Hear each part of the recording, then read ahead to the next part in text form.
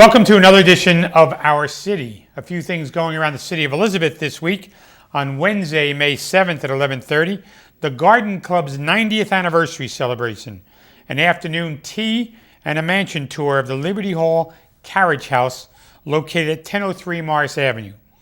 And also at 5 o'clock, I'll attend the groundbreaking celebration for a new track and stadium at One Ankle Park. On Thursday, May 8th, will be the Boys and Girls Club of Union County, their first annual Youth Digital Arts Festival located at 1050 Jeanette Avenue in Union.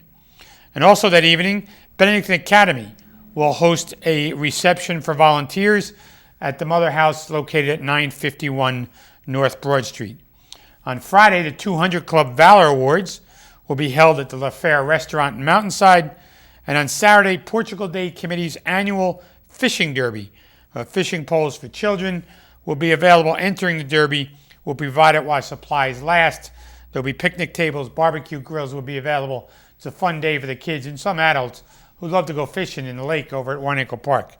If you need more information concerning these events or any other events, please call our Public Information Office at 820-4124.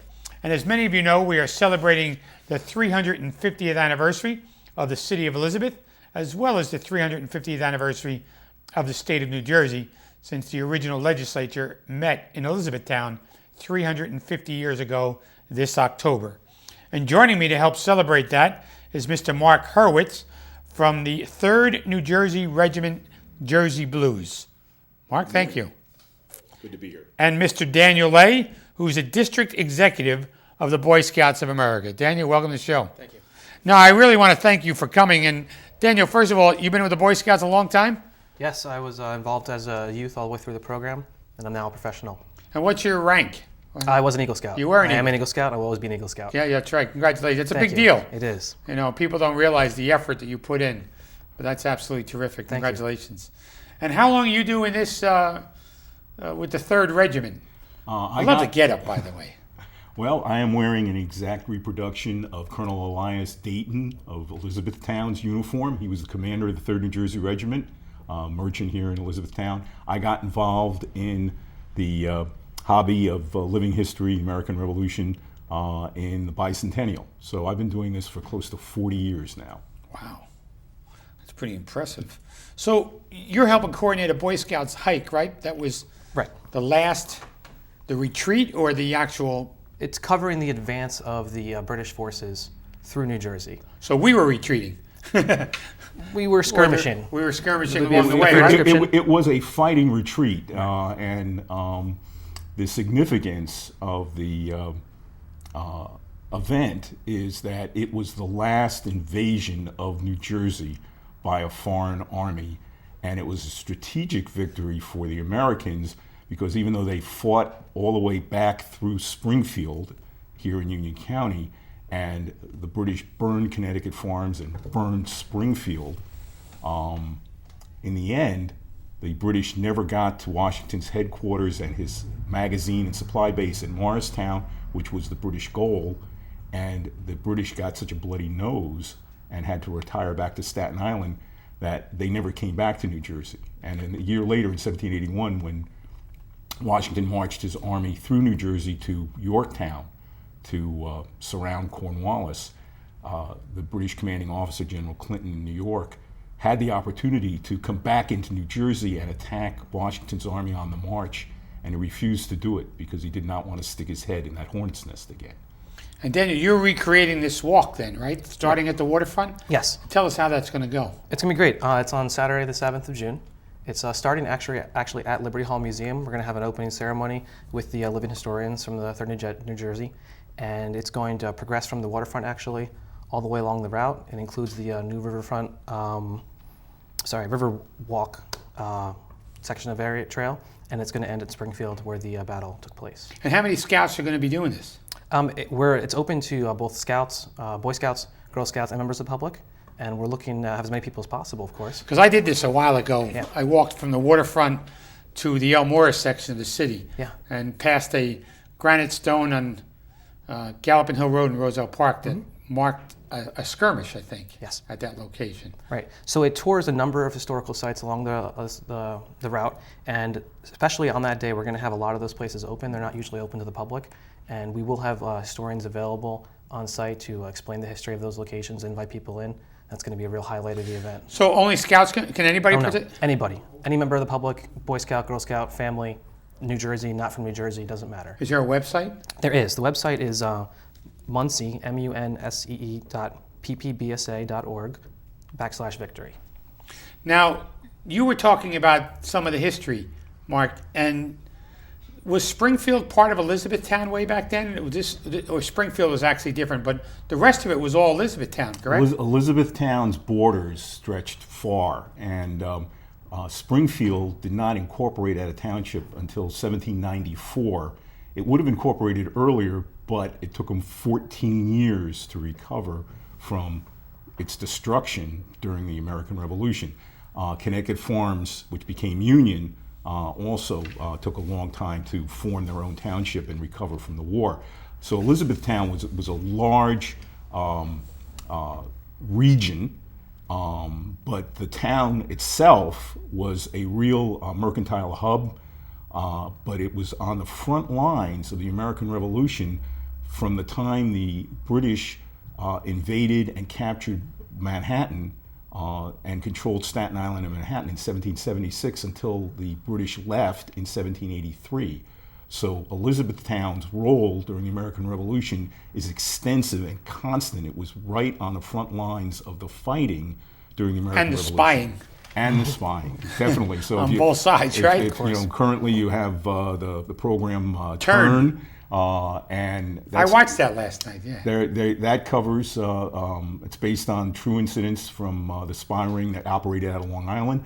But Elias Dayton was key in being part of the intelligence network here in New Jersey, and he was Washington's spy master for this side of the Kill-Van-Kull. But the Elizabethtown's history is just incredible. The Minuteman statue on Union Square is the site of the beginning of the 1780 invasion, June 6th, when the British came across and were trying to do a surprise attack by marching all the way to Morristown. They were met by a picket at that position, and the picket fired one volley and retreated back to the main force in the center of town. But that one volley knocked British General Sterling out of the saddle, the commanding officer, wounded him in the leg, and threw the entire column into confusion, and they decided to wait till daylight to continue the advance, throwing the whole schedule off and allowing reinforcements to come down from Morristown and help stop them. We used to have a hotel here that's now torn down, Coeur de Lord Sterling. Well, this was the British General Sterling. Right. Lord Sterling was actually one of the American officers fighting on our side. He was a major general. Well, I'm glad they named it after one of the guys on our side. There you go. There you go. But you've got so many historic sites that are still in existence. Boxwood Hall, the First Presbyterian Church. The churchyard of the Presbyterian Church is just fantastic. It holds the tombs of both Reverend James Caldwell and his wife Hannah, who was the martyr of this whole battle. She was killed during the Battle of Connecticut Farms. Today we'd call it collateral damage. And unfortunately, she was in her home protecting her children, and she was shot through a window. Of course, when her husband... It's the county seal where she's standing in a window. We're probably the only county in the country that has a seal of a woman getting shot. Absolutely. That historic moment is the county seal of Union County. And what the Patriot Press did was they blew that up into the murder of Hannah Caldwell because her husband, James Caldwell, was such a fiery... Well, he died visiting prisoners, right? He was died shot in the back. He died later in the war, and he was shot by an American sentry, which during the court-martial came out that he was in the pay of Tories or Loyalists who assassinated him. Right. They were after James Caldwell because he was such a fiery preacher for many years, And when his wife was killed, basically the word had gone out that they've killed the holy man, the holy man's wife. They're killing women and children. They're killing, if they're killing the preacher's wife, who's next? And when the Battle of Connecticut Farms ended and the British retreated for the first time back to Elizabethtown and fortified Elizabethtown Point, they actually built earthworks and fortifications like they did in Yorktown around Elizabethtown Point and waited for reinforcements from British General Clinton. That was on June 7th.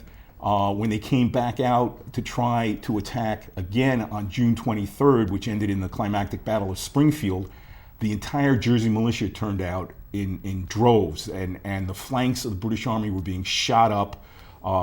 The main fighting was being done by the Continental Force, the regular American Army under Nathaniel Greene. And the 3rd New Jersey Regiment, actually in both the Connecticut Farms and the Battle of Springfield, were the unit that was stationed here in Elizabethtown because Colonel Dayton, this was his hometown, and he had his unit stationed here. They did a fighting retreat all the way up the Victory Trail. And by the time they got to Springfield on June 23rd, they were out of ammunition. And when they marched up to the First Presbyterian Church in Springfield, Reverend Caldwell came out of the church and he was bringing with him handfuls of old Watts hymnals.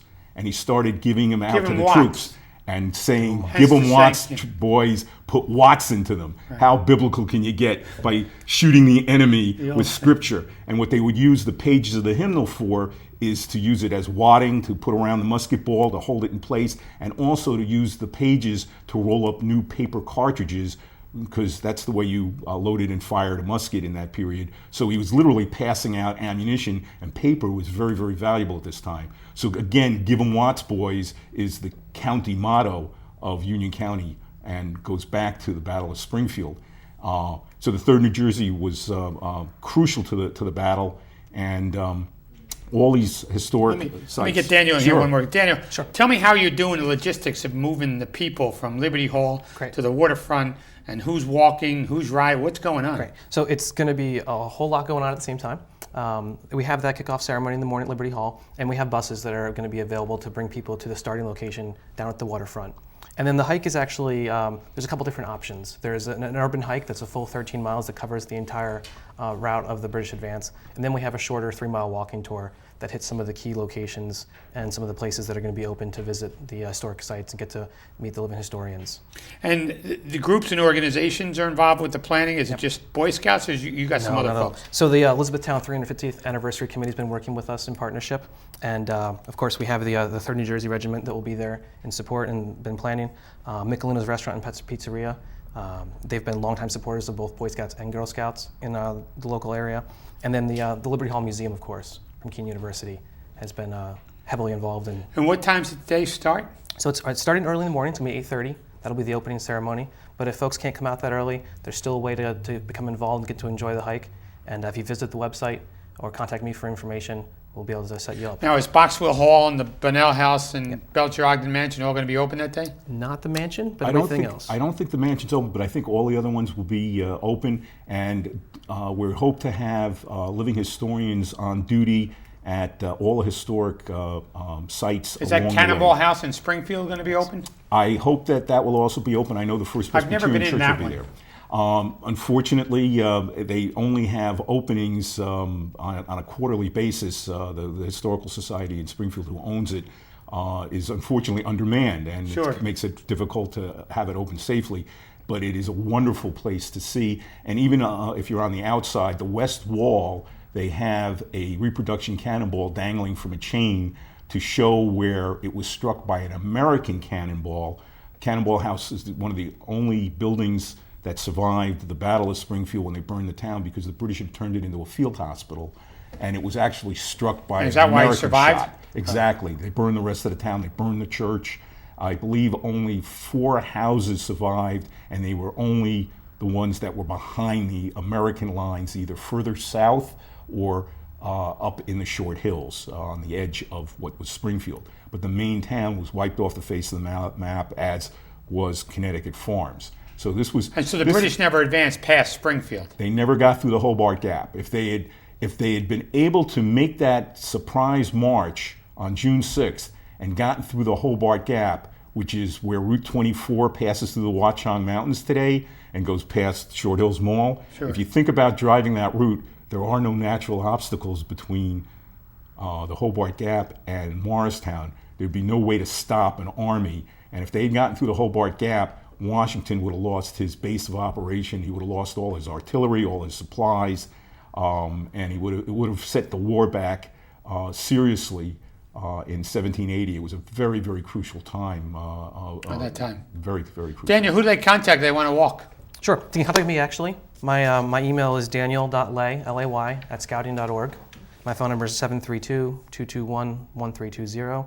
And the website again is Munsee, munsee.ppbsa.org/victory. Well, I want to thank the both of you for taking the time to join us on the show. And I look forward to seeing you on Saturday at some point. Great. I look Thank you. forward to it. Thank you so much. For Mark and Daniel, I'm Chris. Please stay with us. We're back with more about the 350th anniversary here in the city of Elizabeth.